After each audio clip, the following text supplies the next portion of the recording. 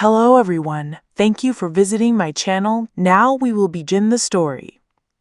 At the southern of Ireland lies an ancient castle called Three Castle Head, Dunlow Castle.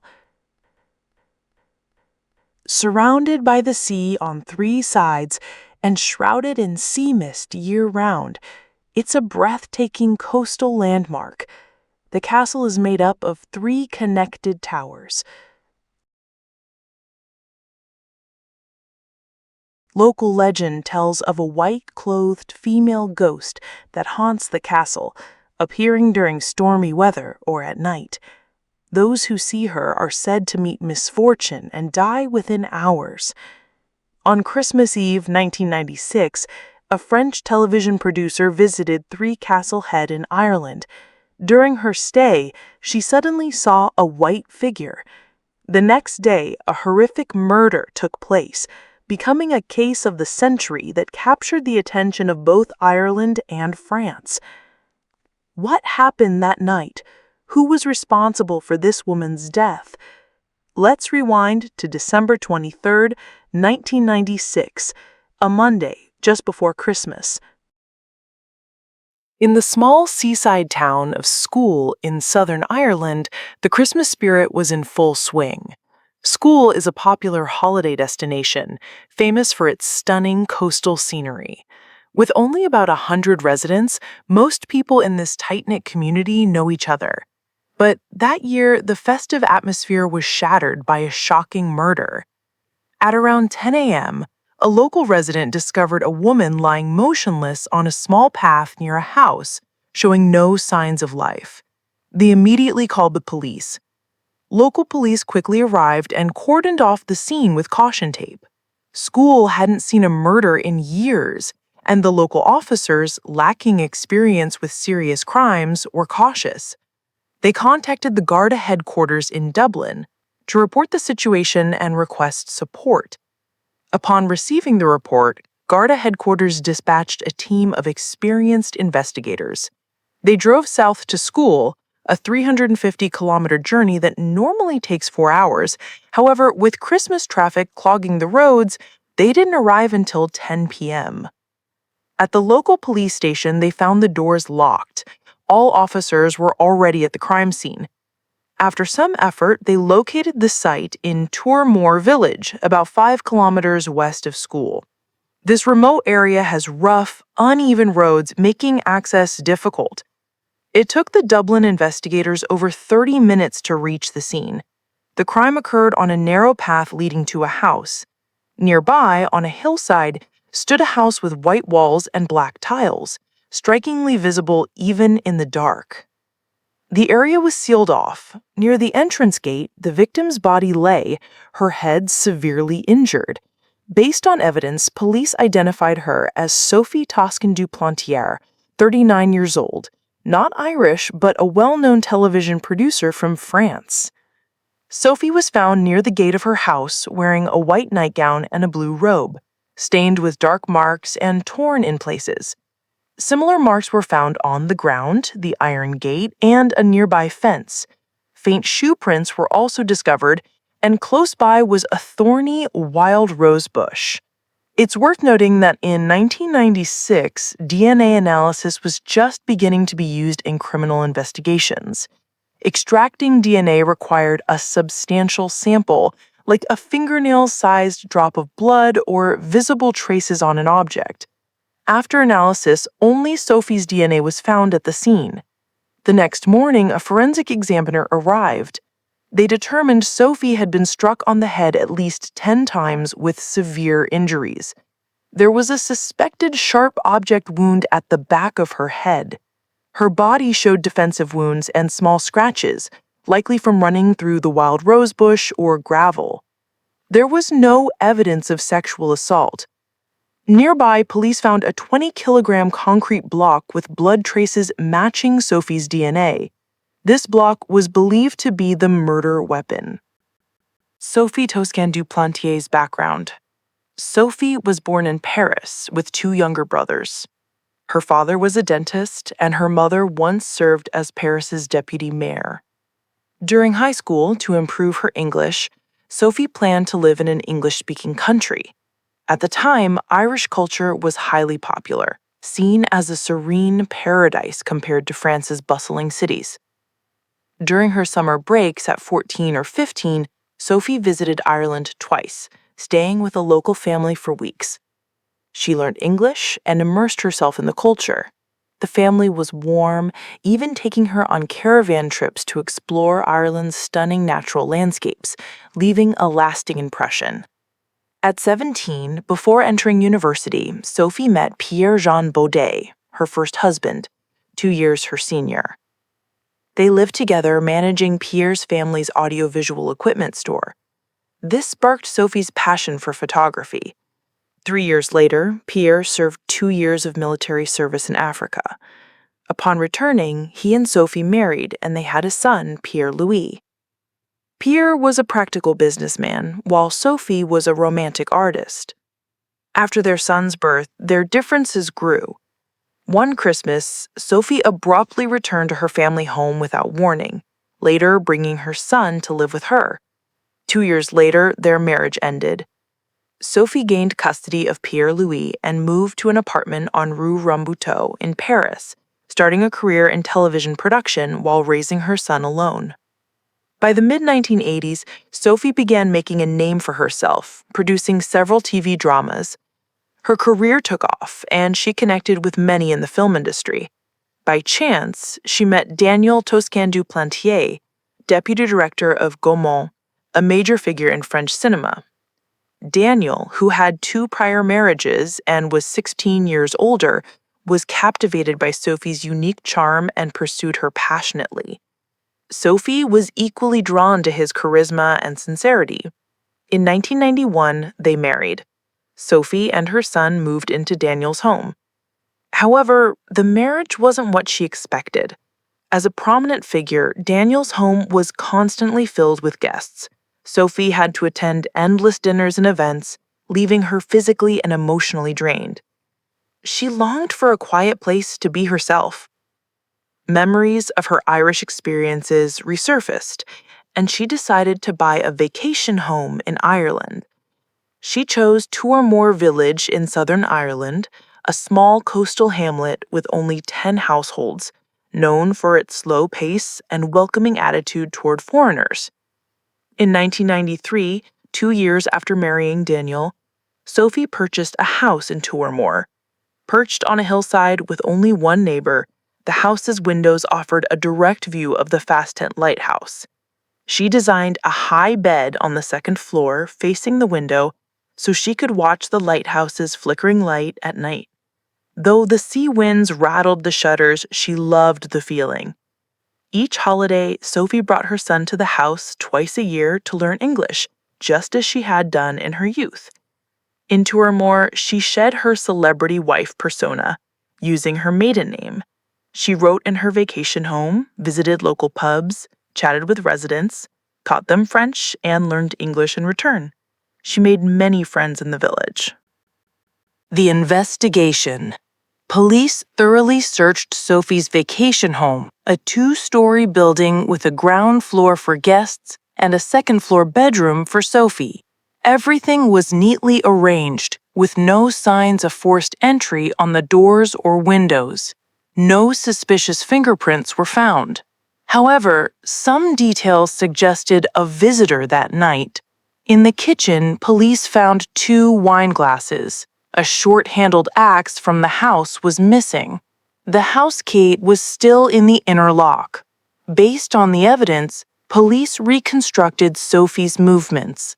On December 20th, Sophie arrived at the vacation home to prepare for a themed gala project for the TV channel Arte. She agreed with her husband to return to Paris in 2 days for Christmas. On December 21st at around 3 p.m., Sophie visited a clothing store in Scholl. The store owner, Marie Farrell, told police that when Sophie entered, a strange man stood outside a butcher shop across the street, staring into the store. He wore a long dark coat and had short hair. After Sophie left, the man followed her and disappeared. Marie's testimony was crucial to the investigation. On December 22nd, Sophie visited 3 towers and saw a white-clothed woman, which unsettled her.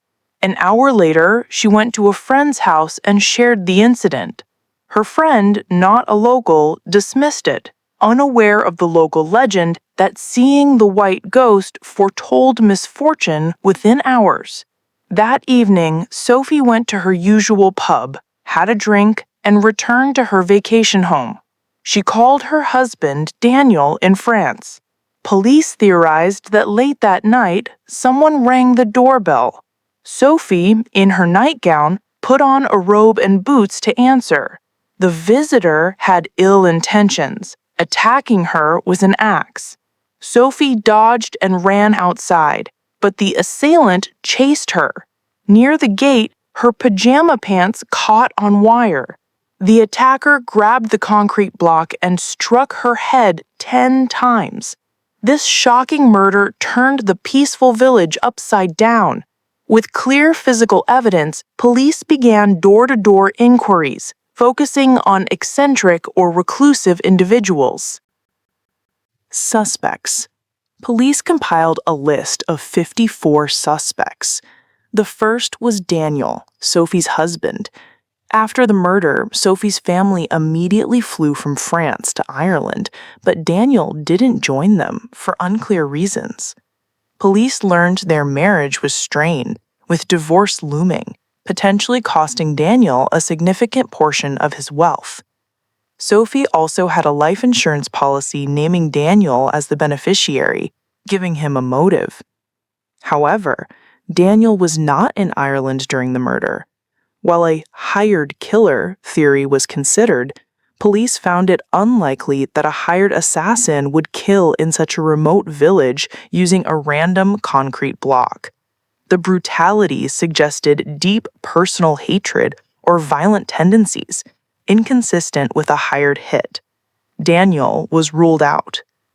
Next, police focused on Sophie's former lover, Carbonet, a Paris artist. After marrying Daniel, Sophie had an extramarital affair with Carbonet, starting the year of her remarriage. She brought him to Ireland at least twice. Their relationship ended after 2 years due to his controlling nature. Furious, Carbonet sent threatening letters and harassed her in Paris. Though he had a motive, Carbonet had a solid alibi. He was in Paris on the day of the murder, proven by a phone installation receipt. He was eliminated as a suspect.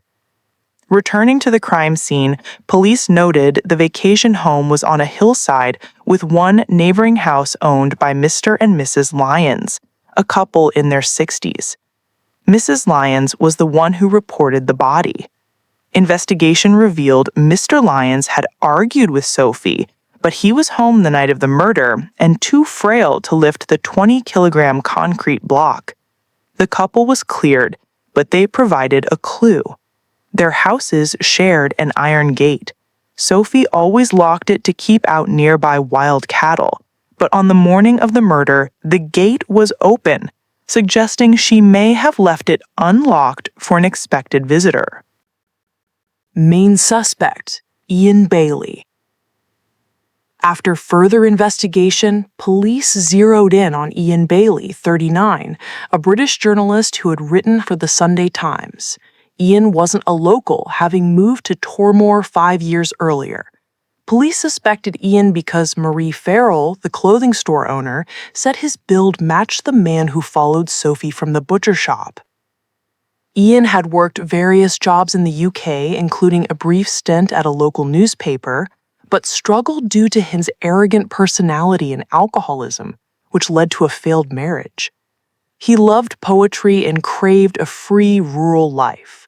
After losing his UK job, he settled in Tormore, living with a local artist, Jules, about 2 kilometers northeast of Sophie's house. Ian earned a living selling poems, doing art, and odd jobs, including work for the Lyons couple. He frequented pubs, reading his poetry aloud, though locals found it mediocre. Known for being well-informed, he was a go-to source for journalists. The night before Sophie's murder, Ian claimed he was at a pub with Jules, then went home and stayed there. However, the morning Sophie's body was found, Ian knew details about the case before the media reported it at 2 p.m. At 10:45 a.m., Jules appeared in the village saying Ian was investigating the murder. At 1:40 p.m., a newspaper asked Ian to look into a foreigner's death in Tormore, but he replied he already had specific details.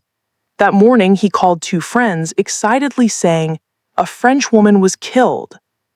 At 2 p.m., Ian briefly appeared at the crime scene, one of the first journalists there, but seemed distracted, asking police no questions, odd given his earlier enthusiasm. 3 days after the murder, Ian did something unusual. He said he was delivering milk and coal to the lions, but instead sneaked into Sophie's house, acting suspiciously. When caught by police, he explained he'd met Sophie a year earlier while working for the lions, and wanted details for a vivid news report. This seemed plausible, but contradicted his lack of questions at the scene earlier. That same afternoon, a resident reported a strange incident. Passing Ian's studio 300 meters from his home, they smelled burning. Ian was burning items on the grass. Suspicious, they alerted police. When police arrived, most items were incinerated, leaving a scorched patch. They found buttons, burned jean fragments, boots, and a mattress. Police suspected these were clothes Ian wore during the murder, but he claimed he was burning old, unused items. 5 days later, the Irish Daily Star published an article by Ian about the case. It detailed Sophie's emotional life, provocatively calling her a French temptress. Alarmingly, it included non-public details, like the 2 wine glasses in the kitchen, Sophie's head injury as the cause of death, and the lack of sexual assault. These details deepened police suspicions. During a follow-up visit, they noticed long scratches on Ian's hands and arms, resembling thorn marks, and a scratch on his forehead, possibly from a struggle. When questioned, Ian calmly said the scratches came from cutting a spruce tree for Christmas a few days ago, climbing to the top and pulling it down. The forehead mark was from handling a turkey. His partner Jules confirmed he was home all night. Police suspected the scratches were from the wild rose bush at the scene, but limited DNA technology prevented testing samples from the thorns. Lacking direct evidence, they recorded the wounds via hand-drawn sketches, reducing their evidential weight. A new lead. 3 months after the murder, police received a mysterious call from a woman named Fiona, claiming she had critical information. At 3 a.m. on the night of the murder, while driving over Kealfada Bridge, about 2 kilometers southeast of Sophie's house, she saw a strange man staggering and waving his arms, appearing drunk.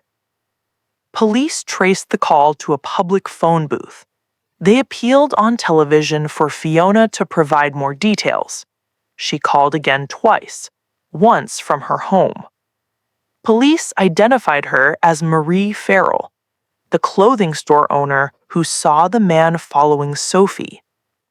Marie lived in Scholl with her husband and 5 children.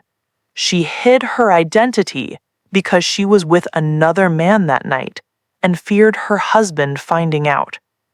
Crucially, she was 100% certain the man on Kealfada Bridge was Ian Bailey. This testimony became the case's cornerstone. Let's look at the map. Here's Sophie's vacation home. Here is Ian Bailey's house, 2 kilometers northeast. Here is Kealfada Bridge, 2 kilometers southeast of Sophie's house.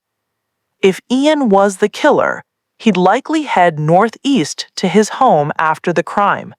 Yet, Marie's testimony placed him south, which seemed inconsistent. Still, this didn't clear him. Based on Marie's key testimony, police arrested Ian and Jules, questioning them separately to prevent collusion. Initially, both said Ian was home sleeping. Later, Jules wavered, saying Ian was restless, got out of bed at midnight, and didn't return until 9 a.m. with a new scratch on his forehead. Ian also changed his story, admitting he left home at midnight not to go far, but to his nearby studio to write, inspired suddenly, working all night to meet a deadline.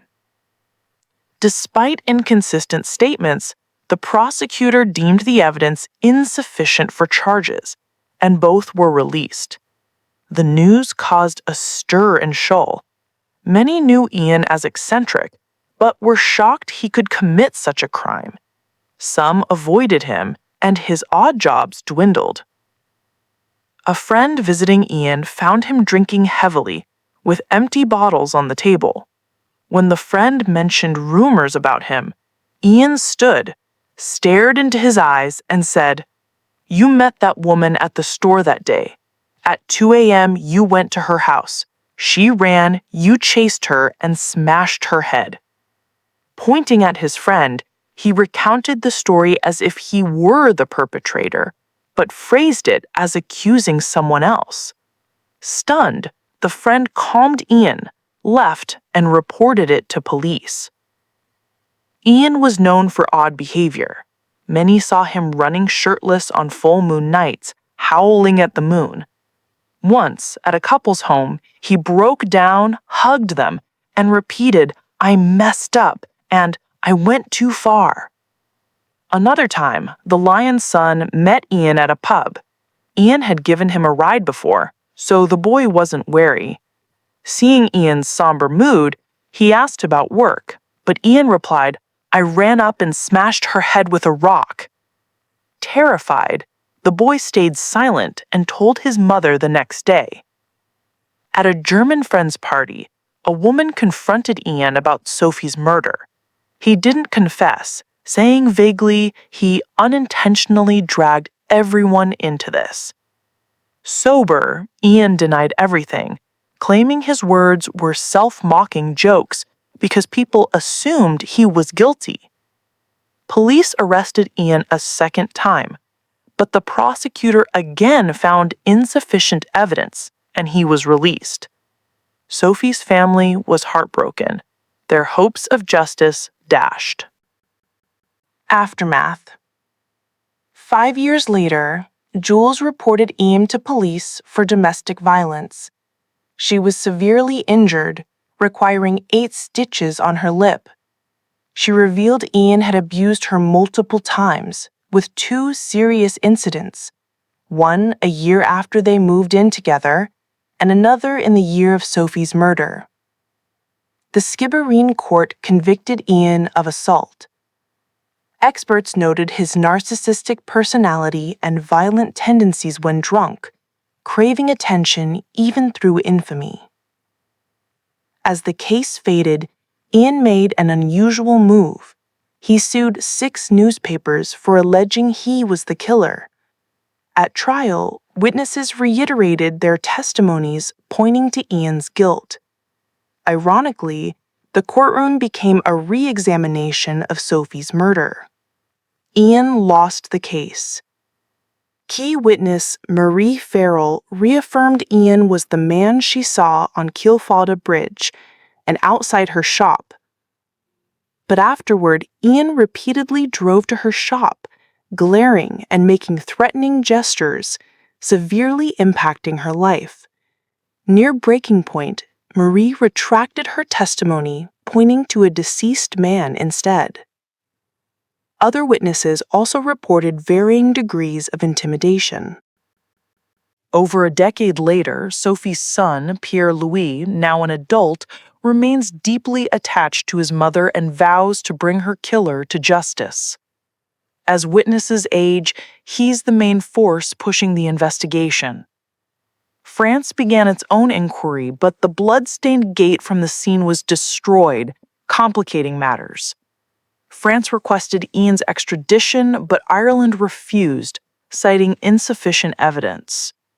Ireland claimed the gate held no significant information, justifying its destruction. In 2015, Ian Bailey sued the police, alleging they unlawfully arrested him twice over 20 years in an attempt to pin the crime on him. At the trial, Marie Farrell unexpectedly sided with Ian, stating the man she saw was not him. She claimed she initially told the truth, describing the man as about 1.8 meters tall, but the police altered her statement to 1.9 meters to match Ian's height, pressuring her to point to him. The police denied this, calling it fabricated. Due to Marie's repeated changes in testimony, the court deemed her unreliable and Ian lost the case.